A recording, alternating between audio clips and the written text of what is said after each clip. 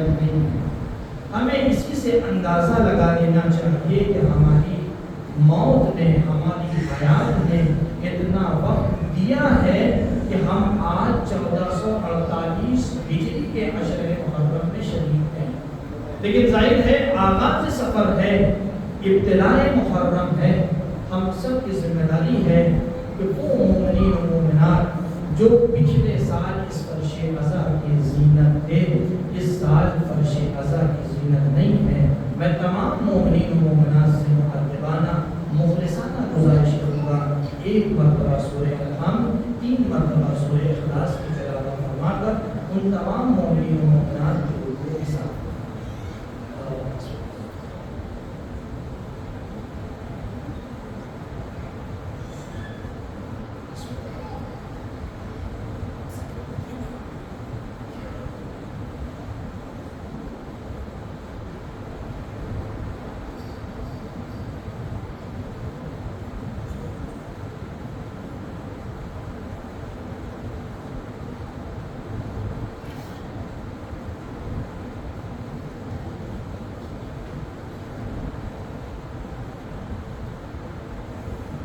بابا سے بنا نعرہ صلوات پڑھیں۔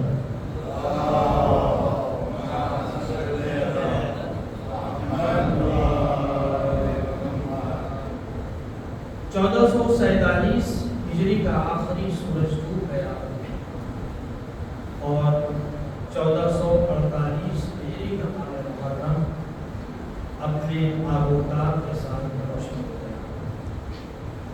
ہم نے بھی صف عزا بچھا دی، اپنے تنوں پہ سیاہ لباس سے تن کر۔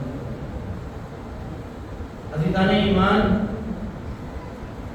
محرم کا چاند دیکھنے کے بعد ہم سب سیاہ لباس اپنے تن پر زیب تن کر کر اس فرش عزا پر کھاتے ہیں، لیکن تنہا سیاہ لباس کو پہن لینا کمال نہیں ہے کہ ہم رسمی طور پر اس فرش عزا پر محرم کا چاند دیکھنے کے بعد سیاہ لباس پہن کر چلے گئے۔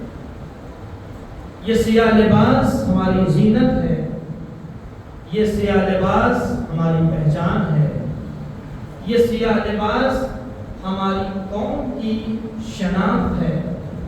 جب کوئی بچہ، بزرگ یا جوان اس سیاہ لباس کو پہن کر کسی گلی کوچے یا محلے میں گزرتا ہوا نظر آتا ہے تو دوسری قوم کے لوگ ہمارے بچوں کو سیاہ لباس سے بے تک دیکھتے ہوئے یہ پہچانتے ہوئے نظر آتے ہیں کہ یہ حسین کا عزادار جا رہا ہے۔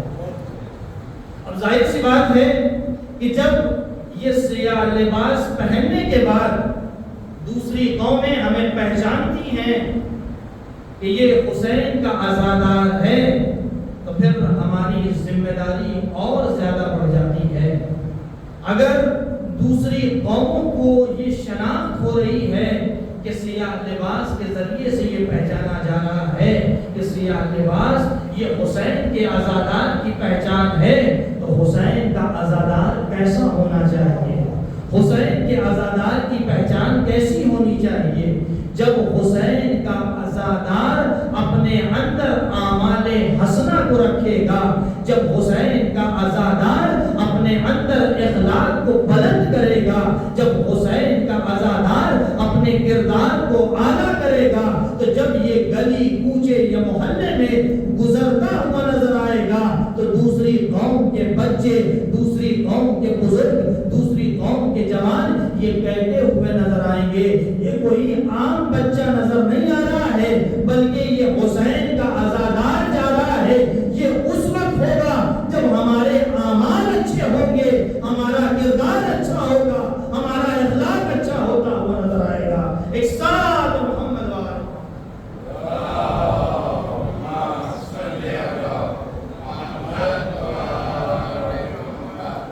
ہم نے بھی ایک سیاہ لباس سے بدل کیا۔ یہ سیاہ لباس لباس رسول ہے، لباس تقویٰ ہے، لیکن جو شخص بھی اس لباس رسول یا لباس تقویٰ کو پہنتا ہے، اس کا مطلب یہ نہیں ہے کہ ہر انسان اسی لباس کے اندر وہ علمی شخصیت کو رکھتا ہے۔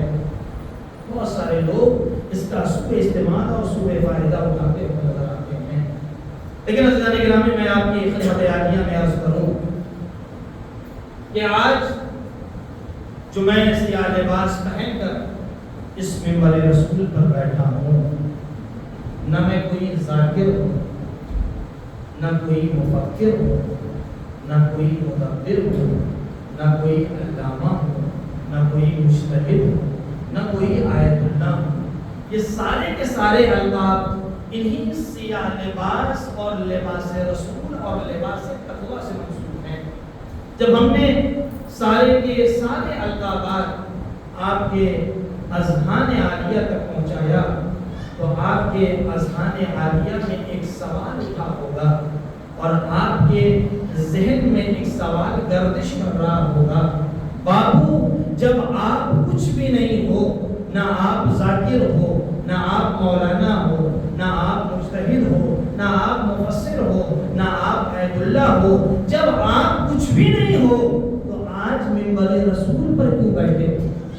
ہر انسان کے ذہن میں ایک تصور آ رہا ہوگا، ہر انسان کے ذہن میں ایک خیال آ رہا ہوگا، جب آپ کچھ بھی نہیں ہیں تو آج منبر رسول پر کیوں بیٹھے ہیں؟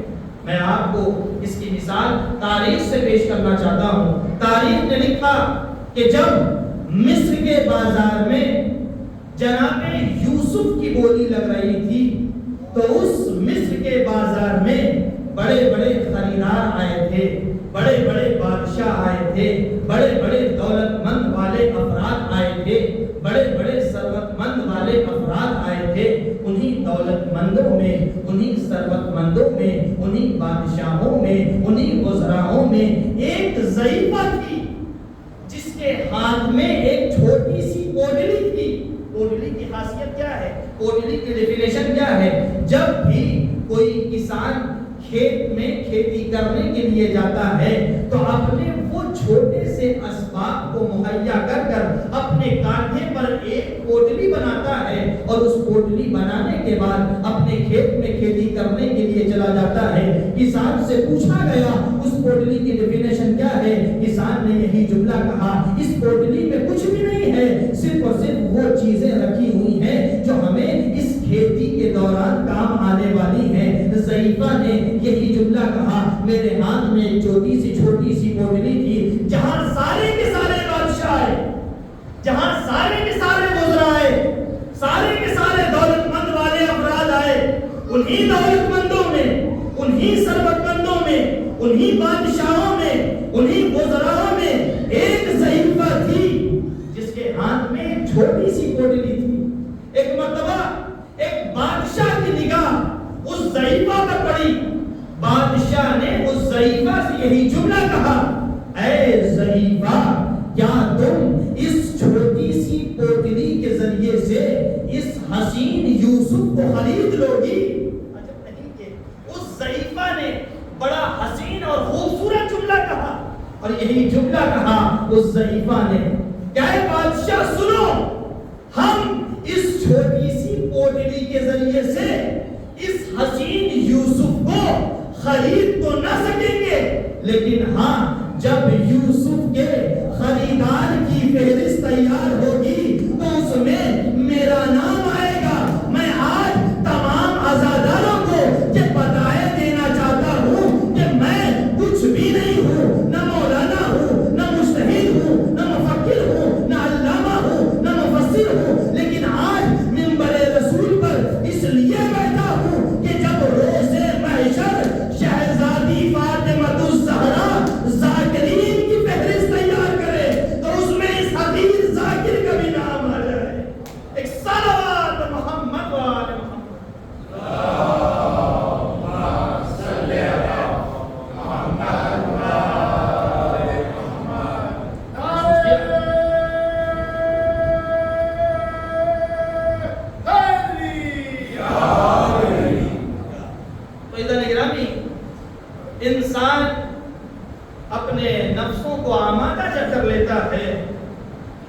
تو اسے اس بات کی فکر نہیں ہوتی کہ جو بھی اسباب ہمارے پاس ہیں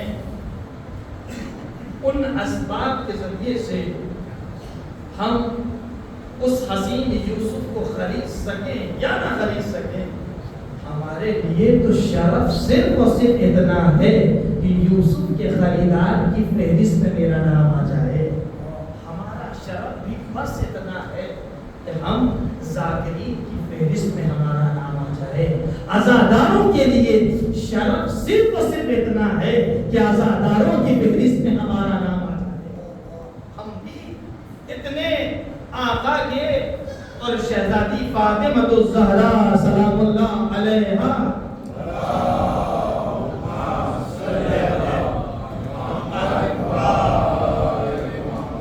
یہ چاہنے والے ہوں کہ ہم ان کے لخت جگر، ان کے لاڈلے امام حسین علیہ السلام کے اوپر جی بھر کر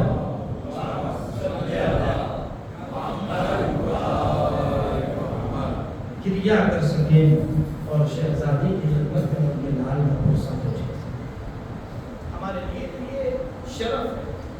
عزیزان گرامی، اگر آپ کو انہی عزاداروں کی فہرست کا ایک اور خاکہ آپ کے ذہنوں کے حوالے کروں تو آپ خود محسوس کریں کہ آج جب میں اس سرزمین پہ آیا ہوں تو نہ آپ مجھے جان رہے ہیں نہ میں آپ کو جان رہا ہوں. نہ آپ مجھے پہچان رہے ہیں نہ میں آپ کو پہچان رہا ہوں.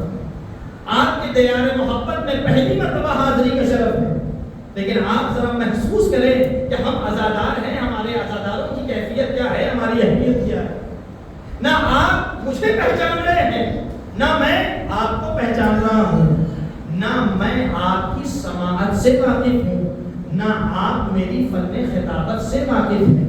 لیکن ہمیں اور آپ کو جو چیز ایک دوسرے سے کنیکٹ کر رہی ہے، جو ہمیں اور آپ کو ایک دوسرے سے چیز مرج کر رہی ہے، جو چیز ہمیں اور آپ کو ایک دوسرے سے جوڑ رہی ہے، جو چیز ہمیں اور آپ کو ایک دوسرے سے متصل کر رہی ہے، اس چیز کا نام ہے محبت اہل بیت، عزاداری سید الشہداء.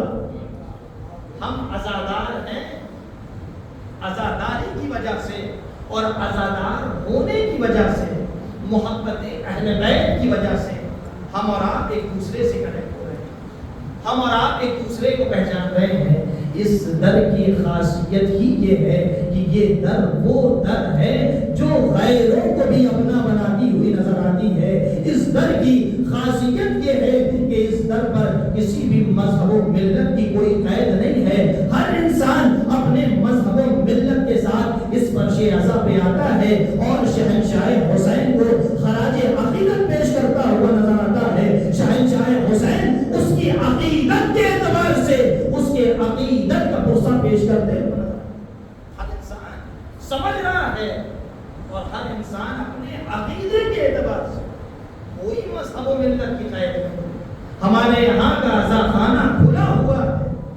کوئی ہندو ہے تو کوئی مسلم ہے تو کوئی جینی ہو گیا، آ گیا فرش عزا پہ وہ حسینی ہو گیا. کوئی قید نہیں ہے ہمارے اس فرش عزا پہ. ہر مذہب و ملت کا انسان ہے. اس مذہب و ملت کے لیے یہ عزا خانے کے دروازے کھلے ہوئے. اور عزیزان گرامی، آپ اور آگے بڑھتے ہیں. ہم اور آپ جب اس فرش عزا کو بچھاتے ہیں تو فرش عزا کو بچھانے کے بعد اپنے اندر مجلسوں کا ہدف ضرور رکھتے ہیں کہ ہمارے پاس مجلسوں کا ہدف کیا ہے، ہم مجلسوں کو کس انداز میں دیکھتے ہیں، ہم مجلسوں کو کس طریقے سے پہچانتے ہیں. مجلسیں ہوئیں، آپ نے سنا اور اپنے گھر کی جانب روانہ ہو گئے. اس مجلس کا کوئی فائدہ نہیں ہے. اگر مجلس ہونے کے بعد اس سے کچھ سیکھا اور سیکھنے کے بعد اپنے گھر چلے گئے اور اپنی زندگی میں اسے عملی جامہ پہنا دیا، یہ اس مجلس کا اصلی ہدف ہے. آپ ایک اور چیز کا ملاحظہ کریں کہ جب اس فرش عزا کو بچھایا جاتا ہے تو جو بھی میزبان ہوتا ہے ابتدائی مجلس میں اور کچھ چھوٹی چھوٹی مقدماتی گفتگو کے ساتھ میں اپنی منزلوں کا سفر بڑی آسانی سے طے کر رہا ہوں. عزیزان ایمان، جب اس فرش عزا کو بچھایا جاتا ہے تو اس فرش عزا کو بچھانے کے بعد ہم عزادار کہہ جاتے ہیں. لیکن عزادار کے ساتھ ساتھ جب ہم اس فرش عزا پہ آتے ہیں تو اس فرش عزا پہ آنے کے اصول کیا ہونے چاہیے؟ آخر کیا طریقہ ہے کہ ہم اس فرش عزا پر آ کر شرکت کریں؟ کیا ہمارا اصول، ہمارا طریقہ اور ہمارا وتیرہ یہ ہے کہ فرش عزا کے بچھ جانے کے بعد منہ میں پان ہو، منہ میں مابا ہو، منہ میں پکار ہو اور اس کے ساتھ فرش عزا پہ تشریف لائیں؟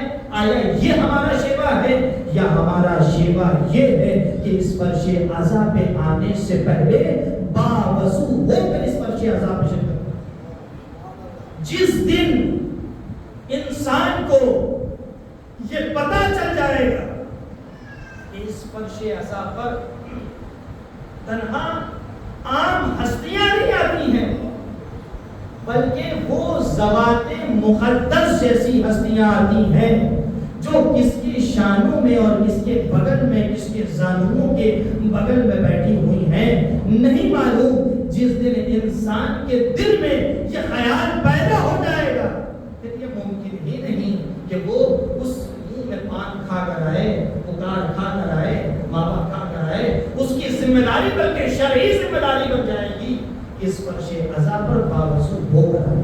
اور دوسری چیز جو واقعاً اس جماعت سے بہت زیادہ ہر مذہب و ملت کا انسان امپریس ہوتا ہے وہ کیا ہے؟ ٹائم کا خاص خیال رکھنا، وقت کا خاص خیال رکھنا، پنچول ہونا. جو ایک وقت معین کیا گیا ہے اس وقت پر ہماری ذمہ داری ہے کہ ہم اس وقت پہ حاضر ہو جائیں. اس لیے کہ وقت کی بڑی خاصیت ہوا کرتی ہے. ہمارے اولاد کے پہلے امام حضرت علی ابن ابی طالب علیہ السلام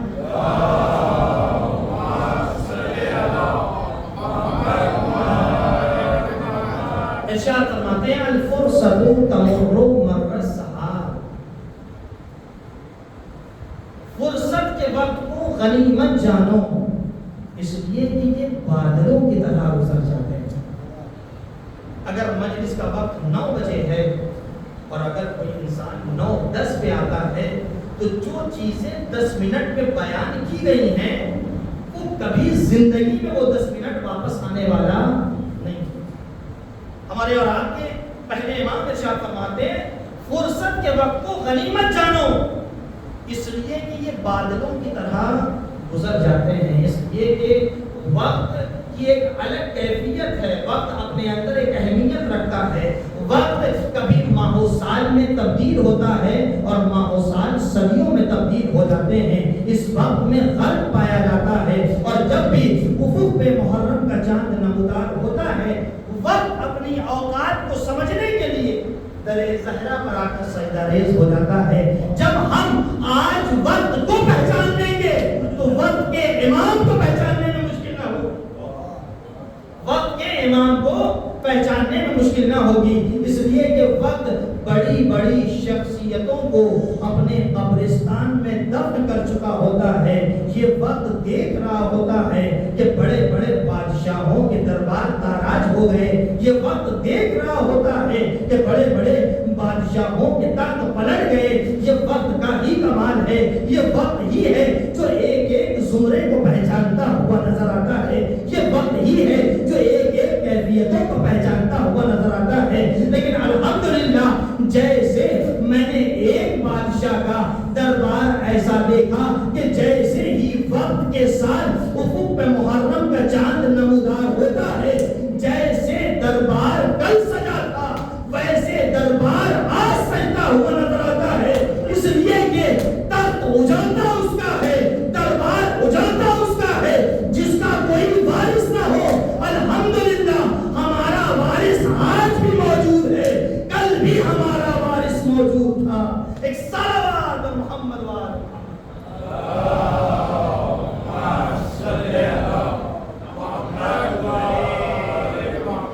اور وقت کی کیفیت کو بیان کیا. وقت کو سمجھایا کہ اگر یہی وقت پھیلتا ہے تو کبھی ماضی بنتا ہے، کبھی حال بنتا ہے، کبھی مستقبل بنتا ہے۔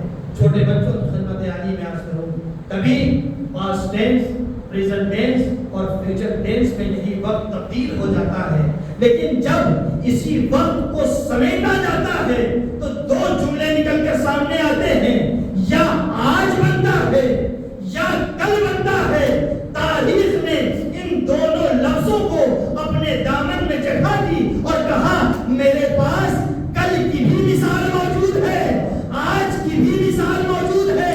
کل کی مثال یہ ہے کہ رسول نے کہا تھا کل علم اسے دوں گا جو غیر فرار ہوگا، قرآن نے پڑھ کر سہارا دیا۔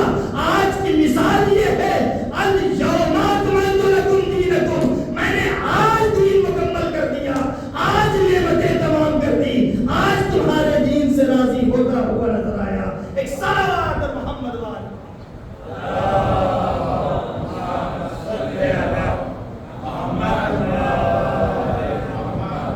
یہ آج اور کل یہ وقت کے زمرے میں آتا ہے۔ کل گزر گیا تو گزر گیا، جو آج ہے تو وہ آج ہے۔ الفرصت تمر مر السحاب، وقت جو فرصت کے وقت ہے انہیں غنیمت جاننا، اس لیے کہ یہ بادلوں کی طرح گزر جاتے ہیں۔ عزیزان ایمان، اور دو تین باتوں کی طرف اشارہ کروں۔ اگر آپ دیکھیں تو اس فرش عزا کے بچھانے کے بعد سب سے زیادہ بانیان مجلس کا اصلی ہدف، اصلی معیار یہ ہوتا ہے کہ ان مجلسوں کے ذریعے سے کچھ سیکھا جائے۔ اگر آپ دیکھیں تو ظاہراً مجلس نام ہے لوگوں کو جمع کرنے کا، ظاہراً مجلس نام ہے ایک چھت کے نیچے ہر مذہب و ملت کے لوگوں کو اکٹھا کر لینے کا، لیکن اگر آپ حقیقت کی دنیا میں قدم رکھیں تو مجلس نام ہے تحریک کا، مجلس نام ہے انقلاب کا، مجلس نام ہے چینجنگ کا، مجلس نام ہے بدلاؤ کا، مجلس نام ہے شعور میں بلندی پیدا کر لینے کا۔ وہ مجلس نہیں جس کے بعد کوئی انقلاب برپا نہ ہو، وہ مجلس نہیں جس کے بعد کوئی چینجنگ نہ آئے، وہ مجلس نہیں جس کے بعد کوئی بدلاؤ نہ آئے، وہ مجلس نہیں جس کے بعد شعور میں بلندی پیدا نہ ہو، وہ مجلس نہیں جس کے بعد یہ نہ پتا چل سکے حق کیا ہے باطل کیا ہے، وہ مجلس نہیں جس کے بعد یہ نہ معلوم ہو سکے حلال کیا ہے حرام کیا ہے، وہ مجلس نہیں جس کے بعد یہ نہ پتا چل سکے اپنا کون ہے بیگانہ کون ہے، وہ مجلس نہیں جس کے بعد یہ نہ پتا چل سکے دوست کون ہے دشمن کون ہے، وہ مجلس نہیں جس کے بعد یہ نہ پتا چل سکے نار میں رہنے والا کون ہے نور میں رہنے والا کون ہے، وہ مجلس نہیں جس کے بعد یہ نہ پتا چل سکے ظالم کون ہے مظلوم کون ہے، وہ مجلس نہیں جس کے بعد یہ نہ پتا چل سکے حر کون ہے حر ملا کون ہے۔ ایک صلوات محمد والے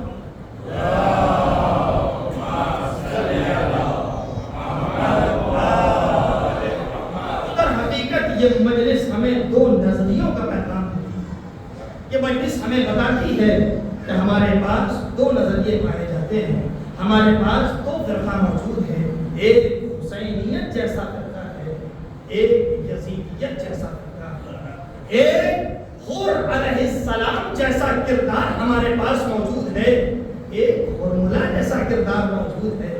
اب ہمیں اور آپ کو اختیار ہے کہ ہمیں کس کا کردار اپنی زندگی میں اختیار ہے۔ عزیزان گرامی، یہ دو کردار ہمارے سامنے موجود، اور یہ دو کردار ایسے ہیں کہ انشاءاللہ آگے کی گفتگو میں عرض کروں گا، یہ دو کردار ایسے ہیں جو ہر زمانے میں موجود رہتے ہیں۔ ہاں یہ الگ سی بات ہے کہ ہر دور اور ہر زمانے زمانے میں حسین جیسا موجود ہوتا ہے یزید جیسے موجود ہوتے ہیں. حسین تو نہیں ہے, حسین کی فکریں موجود ہیں. یزید تو نہیں ہے, یزید کی فکریں موجود ہیں. اب ہمیں اختیار ہے کہ ہمیں کس کی فکر کو اپنی زندگی میں اتارنا. عزیزان گرامی, یہ دو نظریے اور دو کردار روزے اول سے چلے آئے ہیں اور اسی دین اسلام کی تبلیغ کرنے کے لیے, دین اسلام کی ہدایت کرنے کے لیے ہر مذہب و ملت کا آدمی کوشش یہ کرتا ہے کہ ان کا ایک رہبر ہو, ان کا ایک لیڈر ہو, ان کا ایک پیشوا ہو, ان کا ایک جانشین ہو. ہمارے پاس بھی 1,24,000 نبیوں کا سلسلہ تھا جو عالم بشریت کو, جو انسانیت کو ہدایت کرنے کے لیے آئے, جو انسانیت کو بتانے کے لیے آئے کہ اسلام کیا ہے, اسلام کو پہچانو, دین کیا ہے, دین کی شناخت کرو. یہ 1,24,000 نبی اس روئے زمین پر آ کر ایک ہی جملہ کہہ رہے تھے, قولوا لا الہ الا اللہ تفلحوا, کہو لا الہ الا اللہ فلاح پا جاؤ گے. اس کے آگے کوئی مطالبہ نہیں تھا, گویا ایک مطالبہ تھا, توحید کا مطالبہ تھا. گویا ہر نبی یہ پہچانتا تھا, ہر نبی یہ جانتا تھا کہ اگر ہر مذہب و ملت کا آدمی اس روئے زمین پر آنے کے بعد کلمہ توحید کو پہچان لے گا تو کلمہ توحید کو پہچاننے کے بعد کلمہ رسالت کو ادا کرنے کی مشکل نہ ہوگی, ولایت کو اپنے سینے میں, اپنے دل میں جگہ دینے میں کوئی مشکل نہ ہوگی. کیوں؟ اس لیے کہ جب انسان وحدانیت کو پہچان جائے گا, اللہ کی یکتائی کو پہچان جائے گا, اللہ کی توحید پرستی کو پہچان جائے گا, تو اس کے بعد اسے پہچاننے میں یہ مشکل نہ ہوگی کہ رسول کون ہے, نبی کون ہے. اس کے بعد اسے یہ پہچاننے میں مشکل نہ ہوگی کہ امام کون ہے, ہمارے امام کون ہے. ہر انسان کو سب سے پہلے توحید جیسے مطلب سے آگاہ کیا. ہر نبی آیا اور ہر نبی اپنے دین کی تبلیغ کرتا رہا, لیکن اس روئے زمین پر آنے کے بعد ایک ایک نبی اسی روئے زمین پر آ کر عالم بشریت کو اس دین کی تبلیغ کرتا رہا, لیکن سب نے یہی کہا میں نے دین کی تبلیغ کی, دین مکمل نہیں ہوا.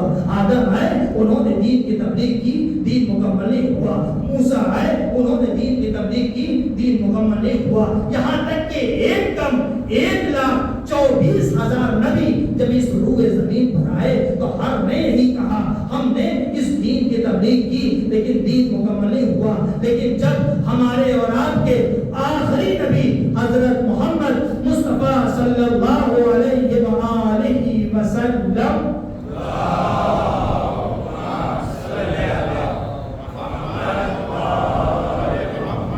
اس روئے زمین پر آئے تو انہوں نے یہی جملہ کہا, ہم نے تاریخ کی اوراق گردانی شروع کی, ہم نے تاریخ کے برقوں کو پلٹنا شروع کیا, ہم نے تاریخ کے صفحات کو پلٹنا شروع کیا, تو ہمیں ملا کہ رسول عربی 40 برس تک خاموش رہے. لوگوں نے پوچھا یا رسول اللہ آخر وجہ کیا ہے, آپ دین کی تبلیغ کیوں نہیں کرتے؟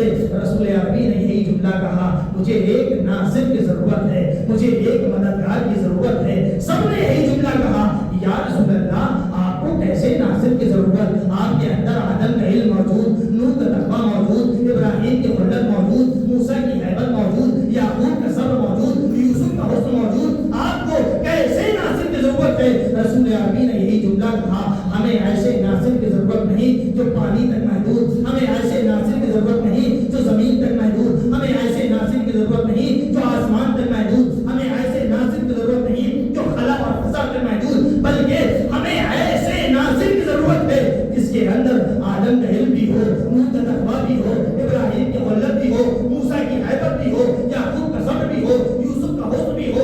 جب ہم نے عالم انسانیت کے ایک ایک انسان پر نگاہ دوڑائی تو ہماری نگاہ ایک ایسے انسان پر جا کر ٹھہر گئی جس کے اندر آدم کا علم بھی ہے, نوح کا تقویٰ بھی ہے, ابراہیم کی خلت بھی ہے, موسیٰ کی ہیبت بھی ہے, یعقوب کا صبر بھی ہے, یوسف کا حسن بھی ہے. وہ کوئی اور نہیں بلکہ ہمارے اور آپ کے پہلے امام حضرت علی ابن ابی طالب علیہ الصلوۃ والسلام.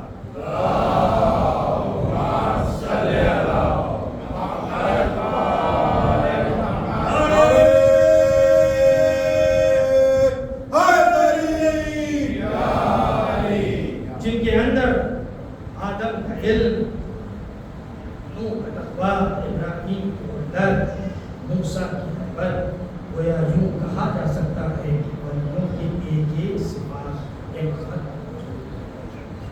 جب رسالت نے دیکھا کہ امامت آ چکی ہے اور امامت ہمارا ساتھ دینا چاہتی ہے، تو رسول عربی نے کہا ہم امامت کی پہلی کڑی کا انتظام کرنا چاہتے ہیں۔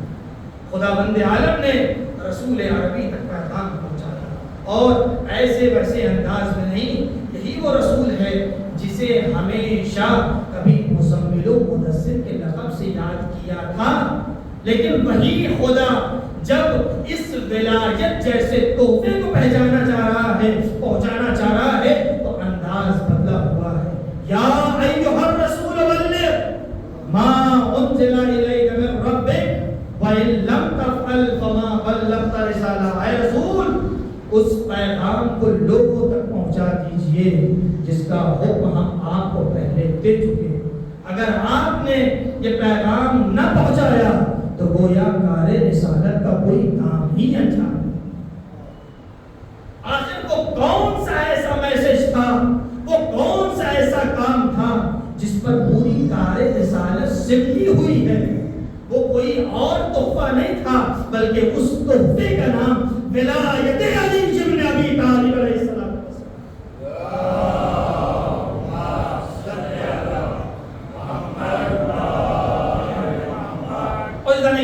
یہ وہی رسول ہے جس نے اپنی امت مسلمہ کو جب اس دنیا سے رخصت ہونے لگا تو اپنی امت مسلمہ کو ایک تحفہ دیا، انی تارک فیکم الصلاۃ، میں تمہارے درمیان دو گرہ قدر چیزیں چھوڑے جا رہا ہوں، ایک قرآن اور دوسرے اہل بیت اطہار۔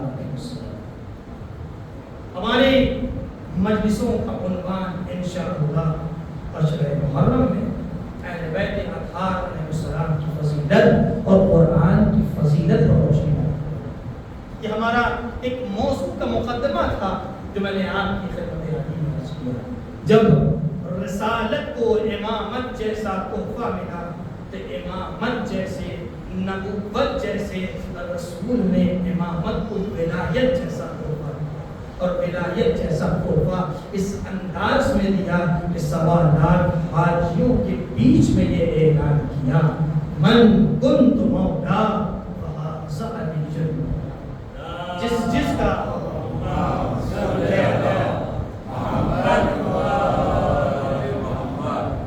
جس کا میں مولا ہوں اس کے لیے علی مولا۔ عزیزان گرامی، اس دین کو پہنچانے کے لیے جتنی شدت اور جتنی محنت کی گئی،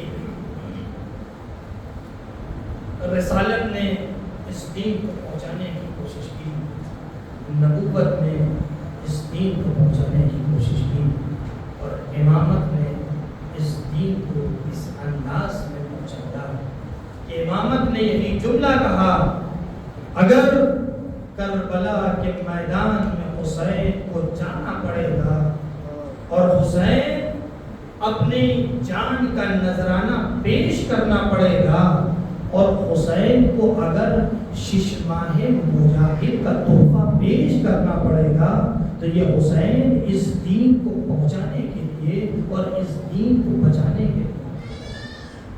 افق پہ محرم کا چاند نمودار ہو گیا، ہم نے صف عزا بچھا لی، اپنے عزا خانوں کو سجا دیا، زہرا کا لاڈلا ہمارے یہاں مہمان ہو چکا۔ ہمارے لیے تنہا اتنا ہی کافی ہے کہ آج شب پہلی محرم ہے، آج ہم اپنے سال کا آغاز کر رہے ہیں۔ ذرا تصور کرو کہ ہمارے اسلامی مہینے میں ایک ایک چاند نمودار ہوتا ہے، لیکن ہر چاند کے پیچھے ایک خوشی پوشیدہ ہوتی ہے، لیکن عجب نہیں کہ جب بھی محرم کا چاند فلک میں نمودار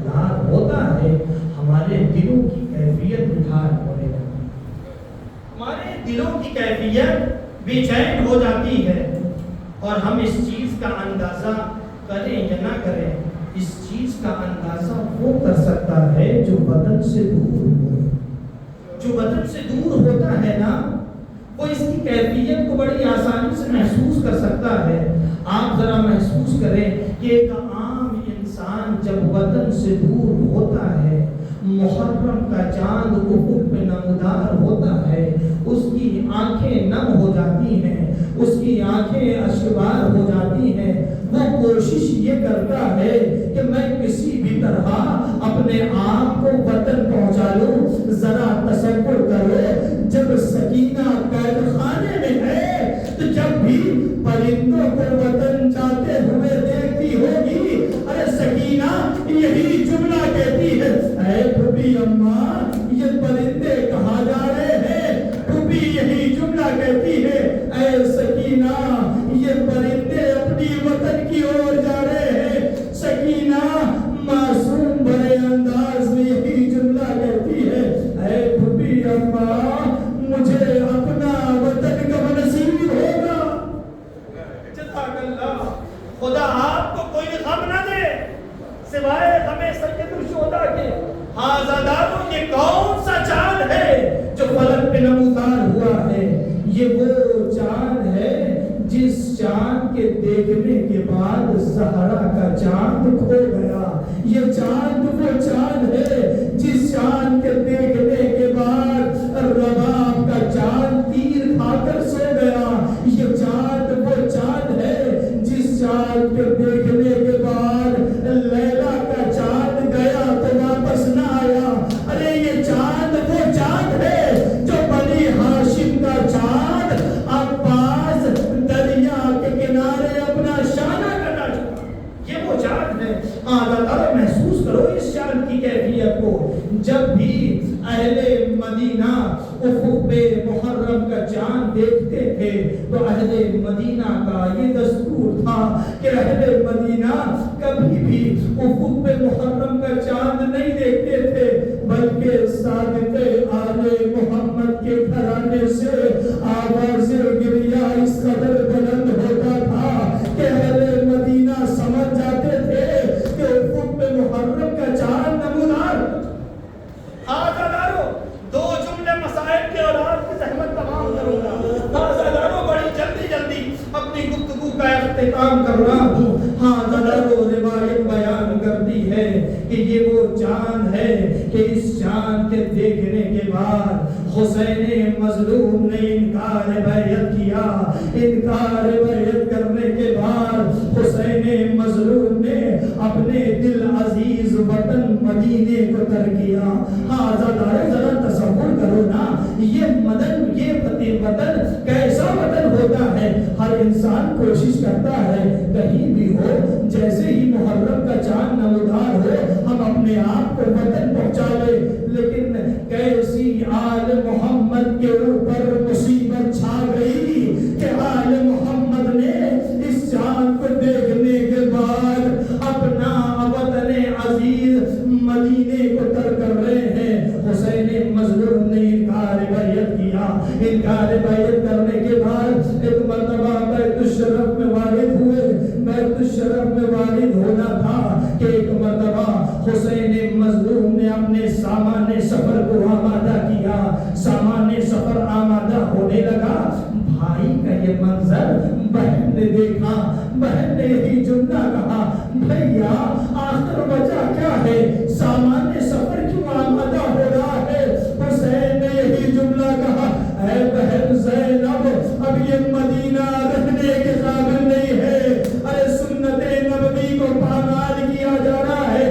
روایت بیان کرتی ہے رسول کا ایک صحابی ہے، سنو بڑے غور سے سنو عزادارو، یہ روایت بڑی گہری روایت ہے، مسائل میں تصور شرط ہے۔ عزادارو اگر مسائل سنا کرو نا تو اپنے ذہنوں میں تصور لایا کرو، اپنے آپ کو مدینہ پہنچاؤ۔ مدینہ پہنچاؤ گے تمہاری آنکھیں اشکبار ہو جائیں گی، تمہاری آنکھیں گریہ کرنے لگے گی۔ ہاں عزادارو سنو، رسول کا ایک صحابی ہے جس کا نام عربید غفاری ہے۔ عربید غفاری کا معمول یہ ہے کہ ان کی آنکھوں نے سماعتوں نے کام کرنا सुन नहीं सकता था, बिजली कड़कती थी तो उर्वे गफ्फारी कानों से उन आवाजों को नहीं सुनता था। लेकिन हाँ, रिवायत बयान करती है कि जैसे ही 28 रजबुल मुरज्जब की तारीख आई है, अहले मदीना ने इस अंदाज में गिरिया किया। उर्वे गफ्फारी ने ही जुमला अपनी ज़ौजा से कहा, ऐ ज़ौजा, आखिर हमारे कान इस अंदाज में अहले गिरिया की आवाज़ों को सुन रहे हैं।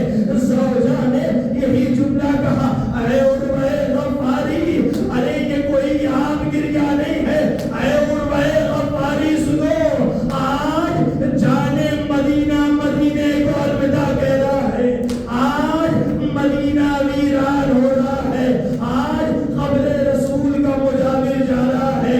हाँ, एक मरतबा हुसैन नाना की मरकत के करीब पहुंचे, आवाज दी, ऐ नाना खुदा हाफिज, ऐ नाना ये हुसैन आपकी जुल्फों से खेलने नहीं आया, ऐ नाना ये हुसैन आपकी आगोश पे बैठने नहीं आया, ऐ नाना ये हुसैन आपके दोस्त पे सवार होने नहीं आया, ऐ नाना ये हुसैन रुखसते आखिर के लिए आया है, ऐ नाना खुदा हाफिज। रिवायत बयान करती है, एक मरतबा हुसैन भैया की मरकत के करीब पहुंचे, बाहों में बाहें डाल दी, ऐ भैया खुदा हाफिज, ये हुसैन रुखसते आखिर के लिए आया है।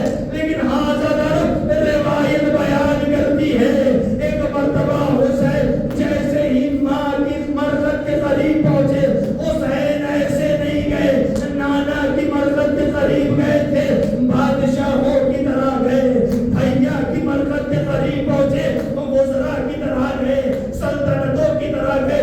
लेकिन रिवायत बयान करती है, जैसे ही माँ की मरकत के करीब पहुंचे, अरे हुसैन घुटनियों के बल चलता हुआ माँ की मरकत के करीब पहुंचा, आवाज दी, ऐ अम्मा खुदा हाफिज, ऐ अम्मा, अरे अम्मा लहू लुहान चमन देखने चलो, ऐ अम्मा, अरे ज़ैनब के बाजुओं में नज़र। जज़ाकल्लाह, खुदा आपको कोई गम न दे सिवाय गमे सैयदुल शोबा के। आज़ादारो मंजिल और आगे बढ़ी। एक मरतबा हुसैन ने मदीना को अलविदा कहा, एक मरतबा सामाने सफर आमादा होने लगा। जैसे ही सामाने सफर आमादा हुआ, एक मरतबा एक बीवी है जो अपने नाज़े पर बैठ रही है, एक जवान है जो अपनी मादरे गिरामी को रुखसत करा रहा है। लेकिन रिवायत ने लिखा, बड़ा हसीन जुमला लिखा, बड़ा अजीबो गरीब जुमला लिखा, बड़ा मसाइब का जुमला लिखा। अज़ादारों सुन सकोगे, अज़ादारों सुनो कैफियत क्या है।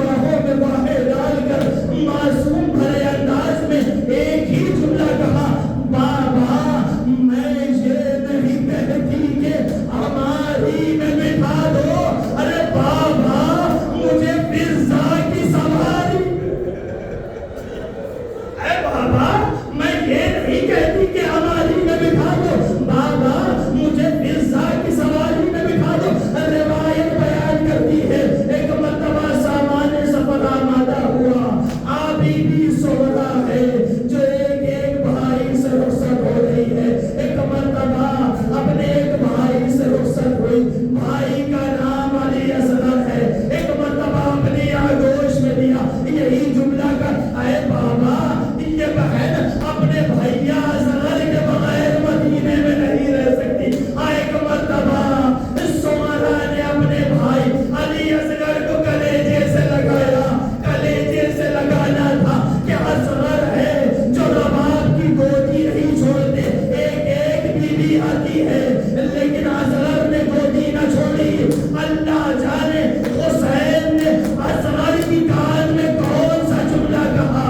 حسین اصغر کی کان میں جا کر ایک ہی جملہ کہہ رہے ہوگے, اے اصغر یہ حسین ارے میدان کربلا جا رہا ہے اس دین کو بچانے کے لیے. اے اصغر ارے حسین کو تمہاری ضرورت ہے. بس یہ جملہ کہنا تھا. ارے اصغر نے رباب کی گودی چھوڑی, سمرا کی گودی چھوڑی, حسین کی گودی میں آئے, یہی جملہ کہا. اے بابا اگر اصغر کو قربانی پیش کرنی ہوگی, اصغر آمادہ ہے, اس دین کو بچایا جائے. وَسِيَعْلَمُ الَّذِينَ ظَلَمُوا أَيَّ مُنْقَلَبٍ يَنْقَلِبُونَ إِنَّا لِلَّهِ وَإِنَّا إِلَيْهِ رَاجِعُونَ. پالنے والے محمد والے محمد کی سکینہ ہماری اس مختصر سی عبادت کو قبول فرما. پالنے والے محمد والے محمد کی سکینہ جہاں جہاں بھی شیان حیدر کرار ہے سب کی جان مال سب کی حفاظت فرما. پالنے والے محمد والے محمد کی سکینہ جو بھی مریض ہونے شفائی قابل و عاجل ہیں محمد والے محمد کے سکینہ جو پریشان حال ان کی پریشانیوں کو دور فرما.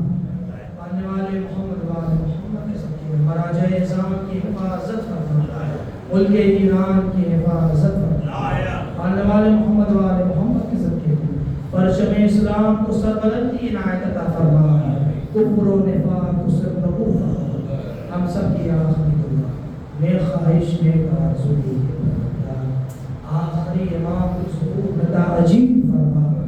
ہم سب کو کیا فرما ربنا تقبل منا انك انت السميع العليم